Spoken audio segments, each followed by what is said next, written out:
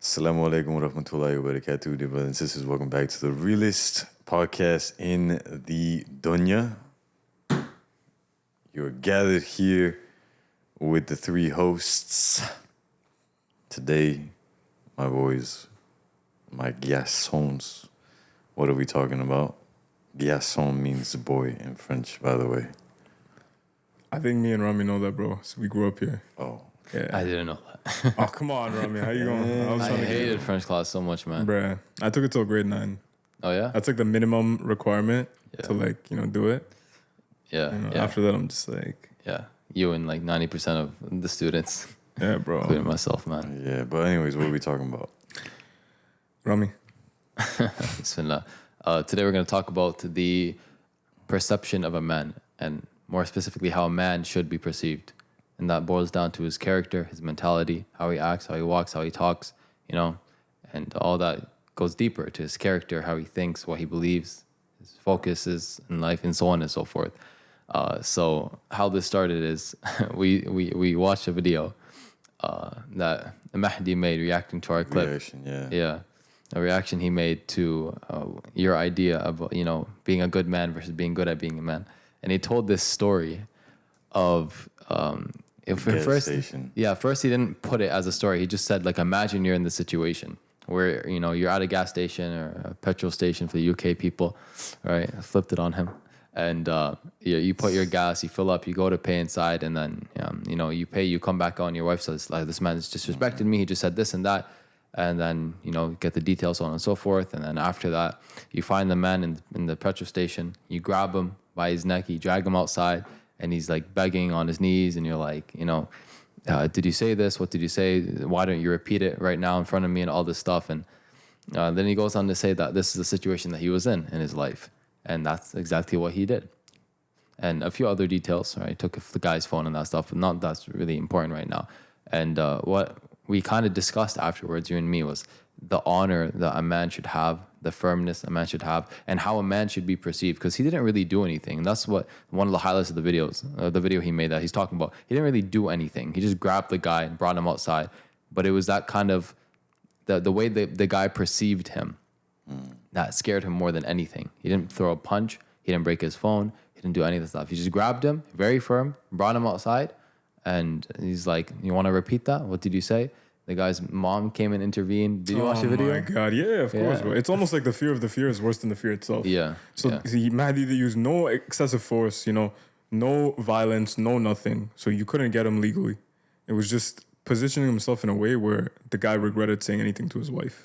Yeah. So, and that Mashallah. brought us to talk about how, and I'll let you talk about what you spoke about, because you phrased it really, really nicely, mashallah. So I'm just going to mention a few things just to set up. I'll pass it on to you.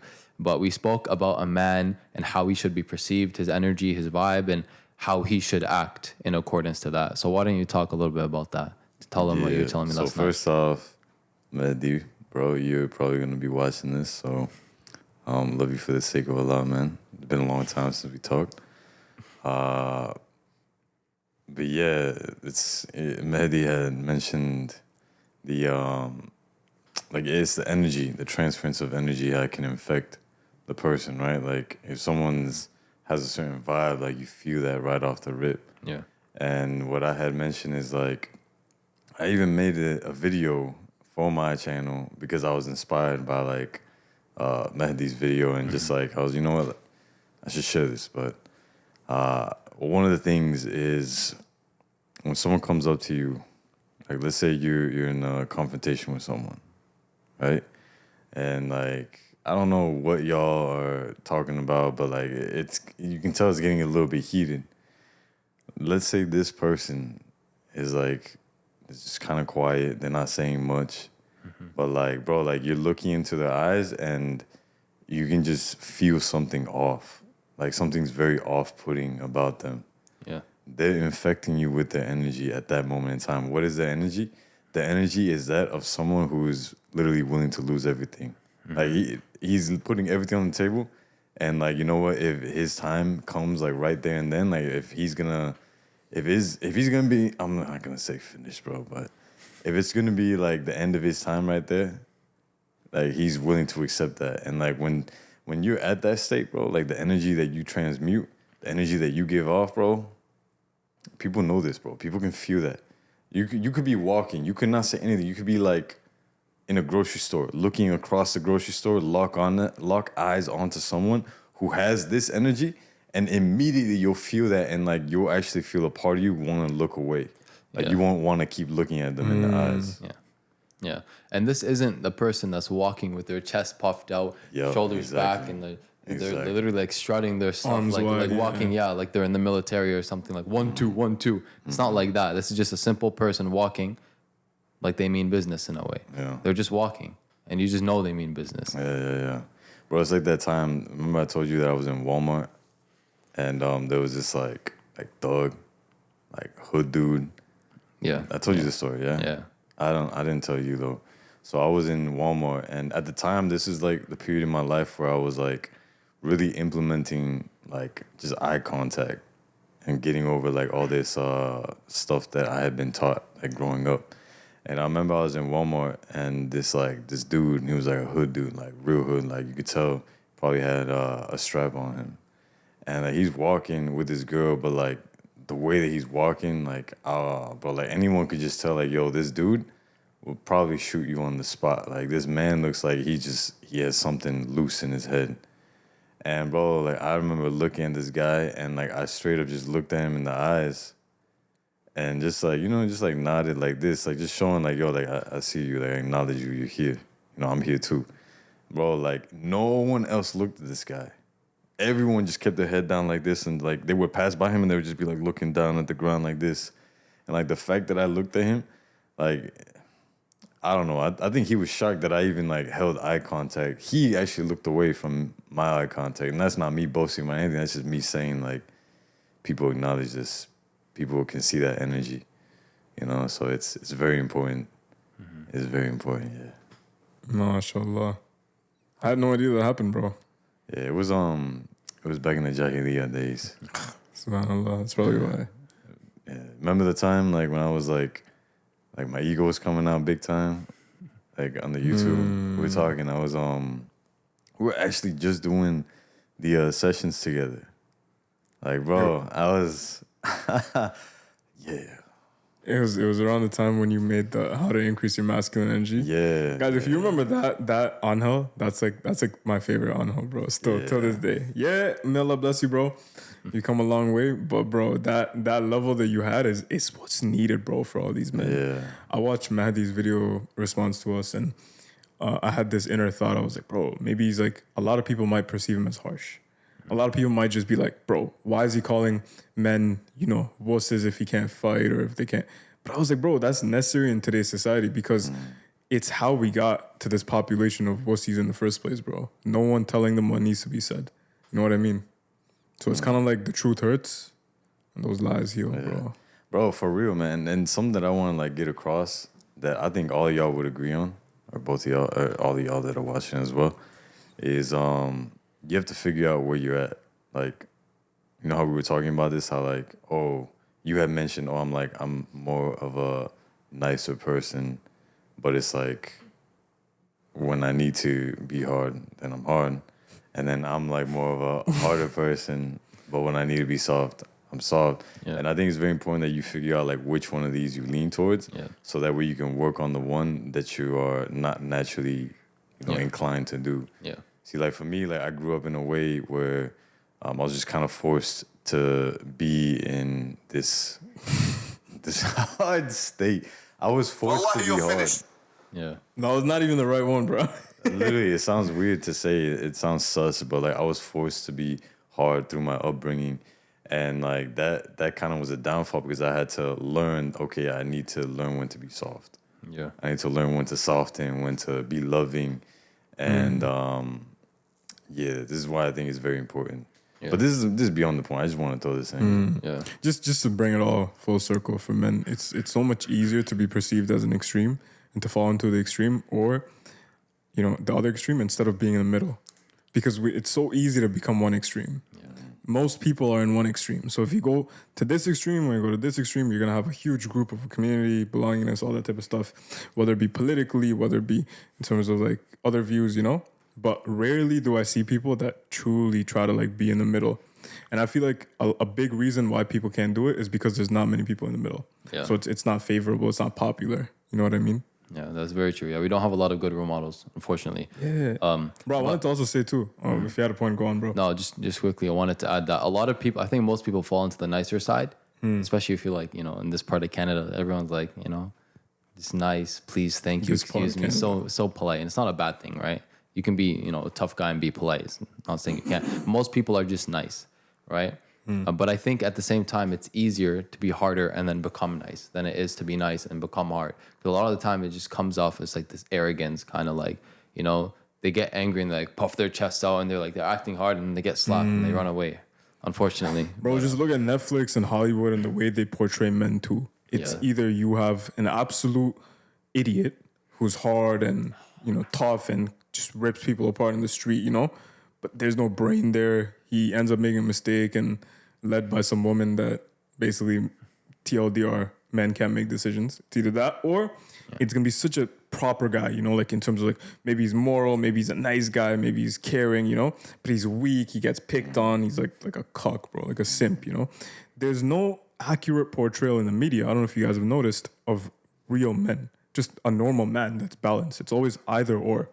So when men see this, bro, I don't know if you know, we have mirror neurons in our brain as kids, you know, in our formative stages as youth. And when we watch TV shows or anime, monkey see, monkey do, and we like to feel empathy towards certain things that we can connect to.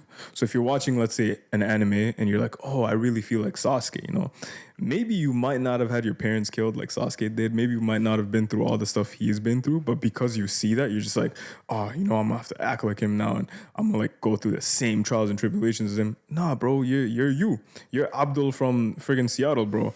Why are you trying to be Sasuke? You know what I mean? But or you see something in, let's say, another character and it's the other way. And what happens is if you try to mimic these characters subconsciously, you're falling into the extreme that they're falling into. Where in reality, they're not correct, we should be in the middle path. And the Prophet ﷺ was the perfect example of balance and fine-tuning and being in the middle path for mankind. So if we already have that, why resort to either or? Yeah, it's like you have the Prophet, sallallahu alaihi wasallam, you have the companions. Radiallahu anhum. Right? So it's like these are the perfect examples. And man, like I think these are characters in like animes, TV shows, movies and stuff like that. I think it's dangerous because it's fake. Yeah. You know, and like you said, you know, we've watched this and it's like a part of us wants to mirror that because we see something in them that like, oh, like I could see myself in this character. You know, like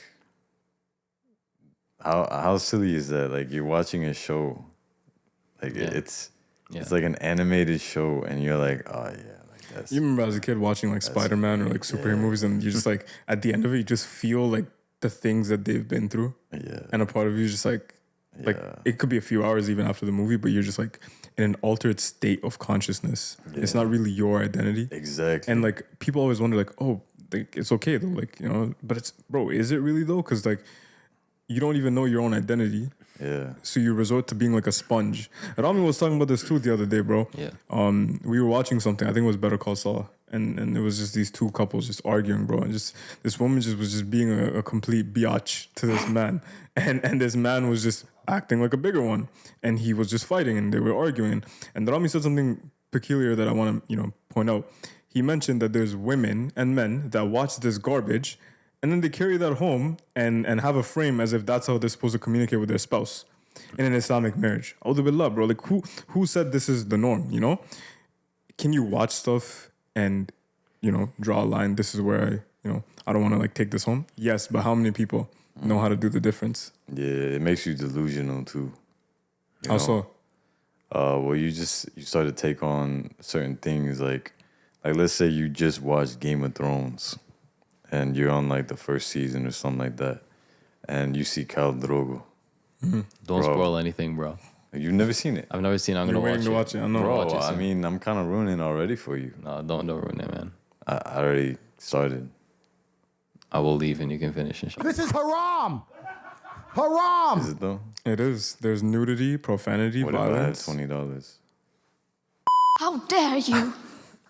There you go. But I just want to say, like, if they get to that point and they see this character and they start thinking like, oh, like, yeah, like that's what I would be if I was, you know, in this. At first, it starts like innocent, like, yeah, like if I was a part of this, like that's who I would be, you know, like that's my character.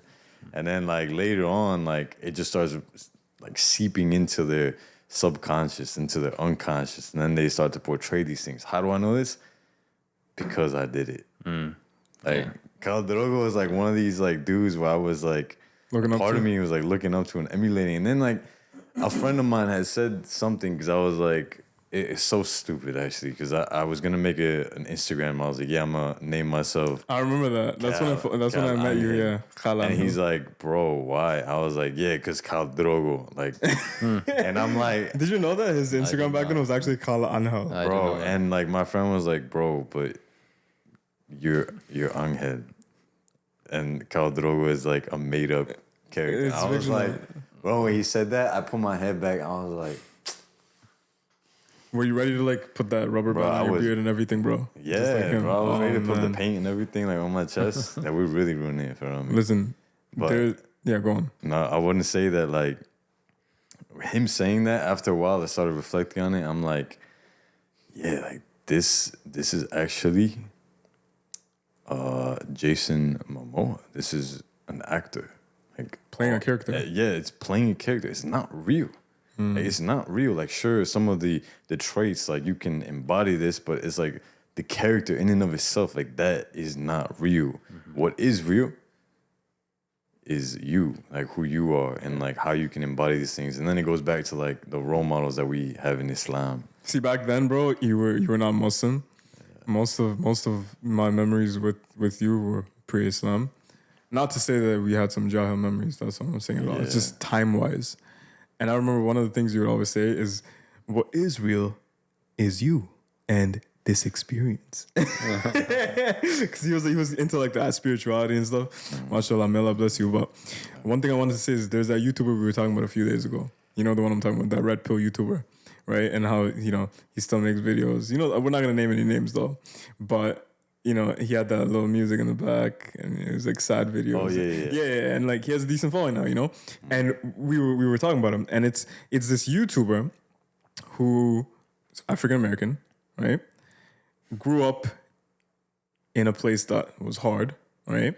Women were trifling, women were creeping, they were doing X, Y, Z, and because of this, instead of really facing his own biases, I'm not trying to defend the women, right?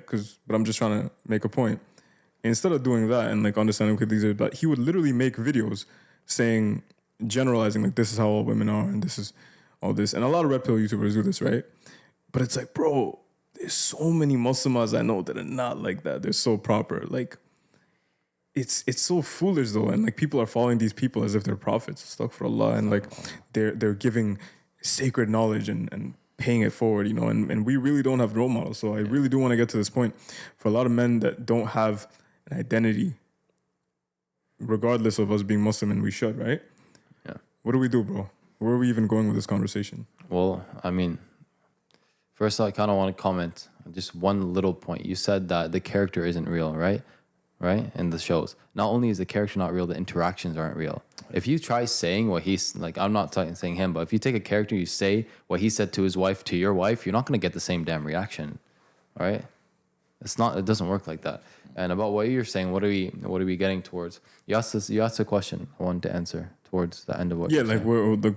What do we do with this identity crisis that Muslim men are having? Yeah, so everyone's going to have their own identity, right? And their own identity might be picked from here and there growing up and who they are. That stuff that you're stuck with, so long as it's halal, you know, who you are, that's fine. That's okay. Who you are is who you are, what you like, what you enjoy, what you don't like. You can't really change some of these things, right? And some of these things, like what foods you like even, you can't change that. So we're not talking about these things. We're talking about the characteristics that you actually can change. Good habits you can develop. Mentalities that you can develop, right? You have to bring yourself to be a better person. What does that look like? Morally, physically, spiritually, literally, what does that look like to be a better person? Look at the Prophet Sallallahu Alaihi Wasallam. Look at how he was. He was a kind person. You know, as far as I know, people wouldn't look at him and be like, you know, I don't want to go near him. And this was pre-prophethood. Yeah, even Trusted in pre-prophet. everything, Yeah, alayhi salatu wasalam. And you know, as they got to know him more and more, they loved him more and more, sallallahu alaihi wasallam, right? But he was really strong. He was tough on the battlefield. The Sahaba used to hide behind him. We were listening to a lecture that talked about that. The Sahaba used to hide behind him when he was on the battlefield, sallallahu alaihi wasallam. But he was a kind guy, right? People approach him. He's approachable, really. Virgin behind the veil. Yeah, Virgin behind the veil was the description that the Sahaba used. Yeah, you know? like he was modest, mashallah. But there was a time when I think one of the top wrestlers of the era there at the time came up to him and they were like, let's wrestle. What did the Prophet ﷺ say? Did he say, no, Habibi, please no, I'm violent. I'm not violent. I'm a peaceful person. Don't be like this. You know, don't wrestle with your neighbors, your brothers. What are you? And he's like, okay, let's go. He wrestled him. He took him down. Took him down in a second.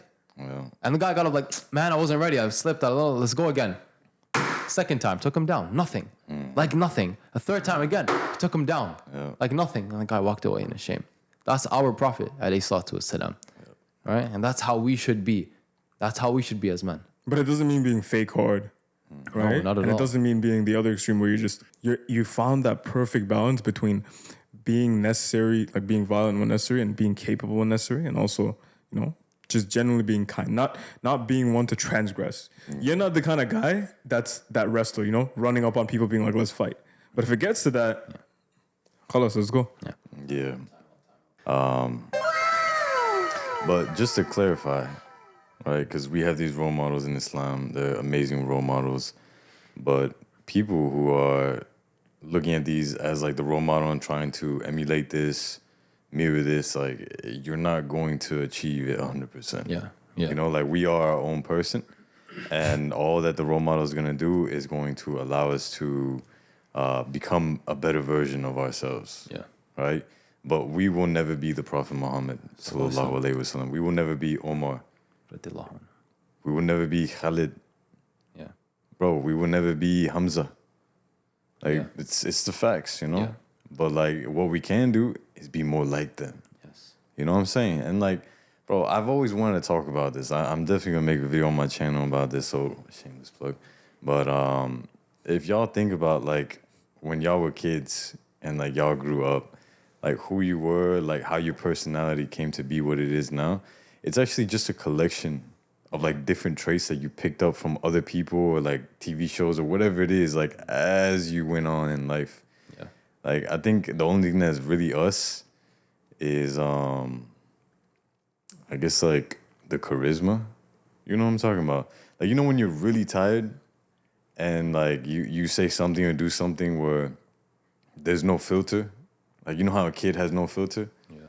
And it comes out very innocent, very pure. Like, that's them. I think that's what we are. Like, when we're really tired, that's when, like, what we really are comes out. Yeah. I mean, that might also kind of boil down to certain, like, biological traits. You know what I mean? Like, if someone's more empathetic, like, women are actually more empathetic because certain, like, blood flows more to certain parts of the brain, right? So it could just be, like, the size of certain glands or, like, this is more your field, right? But, you know, things like that pushes them to be like that more and more biological traits. But even that is still who we are because biologically we are who we are, right? 100%. There was one thing I was going to say, Bismillah. So about what you were saying earlier, right? Like you have to be, tough and strong, but you're not going to puff your chest out. That's another side to the Prophet ﷺ, right? There's another side to the Sahaba, radiallahu anhum, where they weren't arrogant. The only time the Prophet ﷺ allowed them to walk with their chest puffed out was when they were coming back from a war. When they came back from war, when they're on the battlefield. Tawaf around the Kaaba? Yeah, oh, mashallah. You have to. It's called, I forgot what it was called. I think it's called Ramal. Ramal, when you basically walk in a quick pace way where you're like tough, you know? Yeah. You have to, bro. Yeah, mashallah. Or I think it's just a sunnah, but we do it because we're trying to follow that. Yeah, 100%. Yeah. And other than that, you can't walk around with your chest puffed out like you're a big man, like, you know. And even during Hajj, bro, it's not in an arrogant way. Yeah. Too. It's in a way like to embody strength. Yeah. Why does strength have to be seen as something arrogant today? Yeah. What's wrong with people, bro? Yeah, people look at it like, oh, that's toxic masculinity. You need to be vulnerable. And why do I need to be weak and vulnerable? Why do I need to, lay my neck down on the line for someone who's not going to lay their neck down on the line? And it's sad that that's kind of where we've been pushed to, and this really liberal mentality of just do what pleases you and makes you happy, and no one wants fights, no one wants violence, but it happens. No one wants to lose a fight. No one wants to lose when there's violence, right? And we have to be prepared for that. And to be prepared, you have to do things that most people don't find comfortable. Working out and training and getting punched, getting hit, losing fights once in a while to get better and better. People don't like that, but it's what we have to do as men. So you have to kind of move away from this liberal, soft, I don't want to say the word, but kind of like pusillanimous mentality. Pusillanimous mentality. But again, going back to the point what I was saying, you don't want it to lead to arrogance. You said, one extreme and the other extreme. The other extreme would be arrogance. You don't want to lead to that end. You don't want to walk around with your chest puffed out like, oh, I'm a big man, don't mess with me, especially if it's fake. Because that's the most embarrassing thing. If you get, humiliated like that. And that's punishable by Allah subhanahu wa ta'ala. If you think that you're higher than someone else or above someone else or better than other people, right? You may not even be able to smell the fragrance of Jannah. Now, how demeaning is that to know that about someone, perhaps yourself if you're an arrogant person. You don't want to fall to that extreme as well. You want to be someone who doesn't think they're better than anyone else, but is willing to take anybody else. That's the statement I said literally before we started recording. You want to be someone who doesn't think they're better than anyone else, but they're willing to take anybody else. They're willing to fight anybody else if the time comes, if need be. It's so many traits that a person has to specialize in and adopt. Humility, being humble, but being firm, being strong, being brave, being courageous, all when the time comes. And these are things that men have to work on developing. And if they don't work on it, then they're regressing in life. What you were saying reminds me of this thing called Riya in Islam, which is like just showing off and, just acting overly, like putting on this orchestrated version of piety. But that's not really you. You know what I mean? Like, for example, easy way to demonstrate this would be you tell other people to pray, but you're not really praying. You notice someone's not in proper hijab, but you're just out here not wearing hijab. You notice someone's not really growing their beard, but you might be out here relapsing on nofap every freaking night. This is real, bro. This is what happens. And the reason a lot of people do this is because it gives them a false sense of righteousness and gives them a sense of like, okay, I'm doing something on the right path. In Islam, yes, we are supposed to enjoin good and forbid evil. This is from the Quran. So even the Quran is there are hadith rejectors, bro. They can't say anything with this. Literally from the Quran. Like, you have to enjoin good and forbid evil. It's an obligation among us as an ummah. However, at the same time, there is an extreme sense of that where you're kind of being a hypocrite, bro. I'm not calling anyone a munafiq or anything like that. I'm just saying it's hypocritical of you to really like not take a hard look at yourself in the mirror and you're going out here showing off to other people, I don't know, who's the first person that entered Jahannam, bro? I told you this. I forgot. It's a qari, a reciter of the Quran, memorizer of the Quran, who only memorized it because his intention was to appeal the masses and impress people instead of actually, bro, I don't think, from what I know, right? Rami, you haven't memorized the Quran. You haven't memorized the Quran. I definitely haven't memorized the Quran. We're all trying to do our part, inshallah. May Allah grant us that title, that success, not for the people, but for us, just benefiting and paying it forward. But we're not that. So just imagine, like, you've reached that level. The first time I heard this, I was just like, bro, what? That's crazy. Like, I have no hope because this guy memorized the Quran, mashallah, may Allah bless him. But it's like, then I heard the second part, which was he only memorized it just to like, please people and impress people. And it ties back to what Rami always says about having bad intention, but good action. Of course, memorizing the Quran is good action, but where was your intent? Where was your intention? Yeah. So it really does go to show that at the end of the day, showing off isn't good. I don't know if you guys have anything to say about that, or any experiences, but I see a lot of this, bro. See a lot of this. Yeah, I mean, you see it. It's literally the culture, bro. It's the capitalistic culture. And when you have a capitalistic culture, you're going to have people showing off. When you have everyone's itching to get the newest model, the newest phone, the newest whatever, you're going to have showing off. Because when that's the focus, people are competitive. They're going to compete in whatever they're focused on. And if they're focusing on having newer things, better things, they're going to compete in that. If they compete in that, their ego comes out, they show it off. What color is your Bugatti? Kind of thing, kind of mentality. You have an iPhone 6, you look at them like, what's up with this person? They're broke, they're poor, they're whatever. Astaghfirullah al-azim. Man, maybe you'll be in hellfire and they'll be in Jannah. And like that sounds crude, but maybe it's true. Allahu Alam, maybe that would be the thing that puts you in hell. Maybe them struggling with, being broke or whatever that Allah subhanahu wa ta'ala allows them to go through will be their ticket to Jannah. Allahu Alam, you never know. So that's why, man, it's really important. And it always goes back to what I like to talk about, which is perspective. Perspective is everything. Everything. And to give a simple example, if I come to you and I'm like, oh, Anghel pushed an old lady in the street. Come on, bro. And then we all look at him. How dare you? Exactly. Like, oh, he's a monster, he's evil, whatever. And then you add the perspective, right, of a different person. They're like, what? He pushed her out of the way of a moving car. It's like, now he's a hero. That little bit of perspective changed everything. Everything. And now you think that, it's not important in life. It is important in life. Someone you might think someone is lazy, they're tired, they're showing work late. Maybe they're working 4 jobs to take care of their family. You don't know. But that perspective changes everything. So the biggest mistake you can make is thinking you understand the perspective, you know everything, you don't. And that's why, even as Muslims, we're told to assume the best. Because when you assume the best in others, even if you have to make up a scenario where you feel sorry for them or you're adding perspective, like maybe this is why they're like that, you start assuming the best in them. They see that, they start assuming the best in themselves. It's kind of like a chain reaction, right? And there's so many things. This is just little things that men can do as leaders, as brothers, as fathers, as sons, as whatever's. And sisters as well, obviously, that will make the lives of those around them better, and they'll be seen as a better person in the eyes of Allah subhanahu wa ta'ala, just so long as you have the right intention. I want to touch on this too that you just said, like the context, the perspective. We have an issue. We have a pandemic of people talking about their marriage, talking about their relationships, talking about their own personal affairs too much with other people. Should we seek nasiha? Yes. Is it necessary? Yes. But I'm talking about people that just gossip, There's so many women I know, and men too, but it's a lot of women in my family. Anything bad happens, they're always running their mouth about their husband to other people, talking bad about him. The thing is, maybe he's not a bad guy, and maybe you were just feeling some type of way. Because let's say he just came home and he just said salam and he just went to sleep. He didn't give you any attention or anything. You go complain and vent. He's just like, oh, my man's just a monster. He doesn't love me anymore. He's probably doing this. And the thing is, the friends, the community, they're going to have this certain image of your man because of you. And the thing is, maybe the next day you guys might repair your relationship and be fine. But the issue is people still have this reputation now of the man. And it's never going to change now because they're only going to see him as the way you painted him. And I think that in and of itself is going to cause more complications as things go on in the future. So Allah has blessed you with a marriage. Allah has blessed you, let's say, with a family. You don't need to always talk to everyone about it, bro. Yeah. Yeah, we literally just watched, I know you were kind of falling asleep, but we literally just watched a khutbah on this.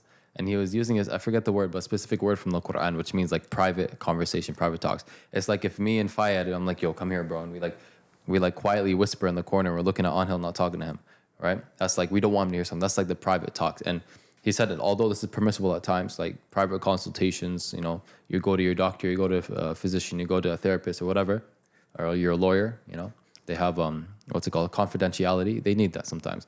But also, it's mentioned in the Quran, the type of secret talks. Like even what Quraysh was doing, the leaders of Quraysh when they wanted to kill the Prophet ﷺ. I really thought he was going to give that example, but he never got to it. Like gossip and backbiting and all that. Yeah, like they met and actually plotted how to get rid of the Prophet ﷺ. And Shaitan came, literally, he came in the form of a man, which is like a good kind of, figuratively speaking. In our case, he comes to us when we're talking one-on-one bad about each other. He tries to get us to make it worse and worse. It's actually the plan of Shaitan. Allah says that in the Quran. That's what the khutbah mentioned as well. But he came in the form of man, literally. And every time they spoke, like, let's do this with him. Let's ban him. Let's do this. And blah, blah. He was like, it's not going to work because this. It's not going to work because of that. He's like, someone suggested killing him. He's like, that's going to work. He was Shaitan literally sitting right there in the form of man saying, kill him, basically. That's the kind of private talks. Now, if you go in a private talk with someone and maybe your intention initially is like to get nasiha. Or vent or yeah. And then it becomes, I hate them. They're so blah, blah, blah. They're so this. You're just talking bad about them. And now it becomes something haram. Now it becomes something haram. So many people nowadays, bro. Private life is called a private life for a reason. It's not a public life. That's facts. That's facts. So, to tie it all back, because we started this EP saying about how important it is and your perception, how people perceive you as a man. So, what can we leave people with here? what can we give them to where, they can, these brothers can actively do something? I think as men, we should reflect. We should take time off. I started going a little deeper into meditating after Anghel had a couple talks with me last week. It's really been, I don't want to say life-changing because it's been short-term, but transformative to say the least. And it helps me understand a side of me, the real me that was kind of blindsided. See, in psychology, I think it's like about 90% of your thoughts are subconscious. So you know how like you have this identity about you. You're like, my name is Rami. I don't want to expose your last name. That's a Jahiliyyah Rami thing. al-Khalil. Yeah, Rami al-Khalil. Yeah, Rami al-Khalil. That's his government name, guys. What are you saying? I just love the way it rolls off the tongue. Yeah, it's easy on the tongue. And he's easy on the eyes too, mashallah. May Allah bless him. And then you look at him, he's like, okay, my name is Rami. These are my siblings. This is my family. I go here. I do this. I like to do this. I like to eat this. This is my identity. This is my ego, right? Yeah. All the stuff you know, all the thoughts you have, this is 10% actually. Because this is your conscious. 90% of your thoughts are subconscious. So the real good stuff and trauma and all the bad stuff, all that sub. So it only comes out when you have time and you're like, you have given your mind the space. And I found that out. And it's life-changing anyway. But what I'm trying to say is for men, I recommend y'all to like take that time to give yourself that space to like explore and get to know your side, yourself, do the inner work. And then you have that self-understanding and self-awareness. Then you can take the next step into being like, okay, I'm too much this. Maybe I should like work on this. Or maybe this thought comes up of something that happened to you time ago and you're like, this is why I act this way. Maybe I should change this, XYZ. But it's not until you do that you have that level of understanding. And I feel like most men, including myself until recently, I started taking this seriously by the help of Anghel, mashallah. We're too caught up in dunya, so we don't make the time. That's why salah is prescribed to us. It's not you make time, whenever you can, and you just got to get 5 prayers in a day anytime. No, it's prescribed in fixed times, right? The correct opinion of the scholars is if you miss a prayer deliberately, you can't even make up for it, right? Can you voluntarily do other nawafil? And of course, but you can't like pray later. This is a cultural thing. I don't know where this came from. If you forget, obviously that's a different story. You can pray when you remember, or if you were sleeping, etc. But if you deliberately miss it, you can't just make up for it, right? Why are they in fixed times? So it kind of forces you to like revolve your life around the remembrance of Allah. But with meditation and other stuff, it's kind of like the unsexy self-improvement thing where you're like, oh, I'll just put it off. I'll do it to the end of the day. And you're tired. You're not going to do it. But I genuinely believe not in an active worship sense or ibadah or anything like that, right? These are not that. But if you want to do something, whether it's a habit, self-exploration, meditation, journaling, anything like that, generally have a routine. So one of the things I would tell men is have a routine and make it a resourceful routine, not just something where you're just like kind of just playing video games or chilling like that. Yeah. But what about you? I think you covered the bulk of it, mashallah. The routine, you can get into things like, working out and training and all these things in your routine that helps. So I won't talk about that too much because we talked about it in a few episodes. What I do want to say is just a small reminder to have, taqwa, have tawakkul, have confidence and trust in Allah and know that He is watching you, subhanahu wa ta'ala. And focus on having izzah, honor. Not honor as being, Ahmad or Abdullah or whoever you are, but have, honor in being a Muslim, honor in being a servant of Allah subhanahu wa ta'ala, and be a person who wants to be honorable in the eyes of Allah subhanahu wa ta'ala, who Allah subhanahu wa ta'ala will say, that's an honorable person, that's an honorable slave of mine, because when you do that and you focus on that in all your social interactions, everything will change. Like if I just focus on that right now, I will instantly humble myself. Same thing, any situation, you're talking to your mother, your father, your brother, your sister, your wife, your husband, anyone in the world, a stranger on the street, a person that's driving you in an Uber car, right? You have that as your perception or as your mentality that, I need to be an honorable servant of Allah subhanahu wa ta'ala, everything will change. 100%. And the last thing, gotta sit up for this one. You gotta know when to make the switch, like when to basically let the animal out. And it's like there's this narration of Khalid ibn Walid, is radiyallahu anhu or radiyallahu anha? Radiyallahu anhu. Right, he had sent a letter to, I don't know who it was, I forget but he was basically saying like submit to Allah, become Muslim, and you will be safe. There will be no harm. Or pay the jizya, right? As I believe that's what it is. The tax, right? And he's like, but if you don't, just know that I bring you men who want death as much as you want life. Think about that. They want death. Like, they're seeking death as much as these people are seeking to live. Because they know that when they die, they're going to their creator, they're going to Allah. So when I say this thing of like being able to have this energy where you're not afraid to lose it all, it's like, dude, like if you pass, if you end, I mean, you're only going to the creator. If you pass at that point in time, like it was already meant to happen this way. You know, it was already written. So you have to know when to hit that switch. And if something happens and you got to be able to take care of the people that you're with, then you got to be able to flip that and want death as much as they want life.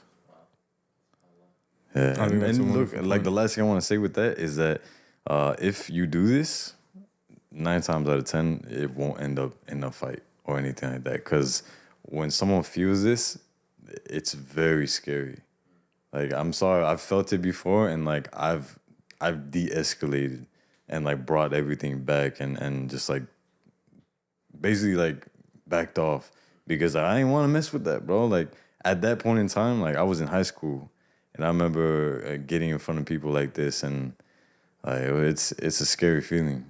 So like I said in my video that I made for the YouTube channel, like I've been on both sides of the spectrum, and yeah, so that's a good end. That's a good ending off point. MashaAllah, bro. Beauty and brains, bro. Allah Mubarak, bro. May Allah bless you. He look good with the red kafia, doesn't he? MashaAllah. Sisters, DMs are unfortunately not open. Yes. But TBA? Nah. Inshallah. TBD? Never. Oh, never? Ooh. Never open. All right. With that being said, I did want to ask you one thing. We've been getting a lot of DMs. Same DM, usually. Different people. Ikhwan, Assalamu alaikum. I advise, now I'm just playing. The DM that we commonly get a lot is, don't you guys ever get tired of just talking to each other? You guys pull up to the same table or the same whatever, and you guys have been just talking, like just forcing conversation for like the last... We're not forcing it. No, but that's what they think, right? They're like, you guys are just forcing conversation for almost 2 years just to make content. Are you guys crazy? Do you really think we'd be doing this if it was inorganic? And they're just like, how do you guys do it? Like, it's like, I can't even like bear to like speak with my own family sometimes this much. Like, how are you guys doing this?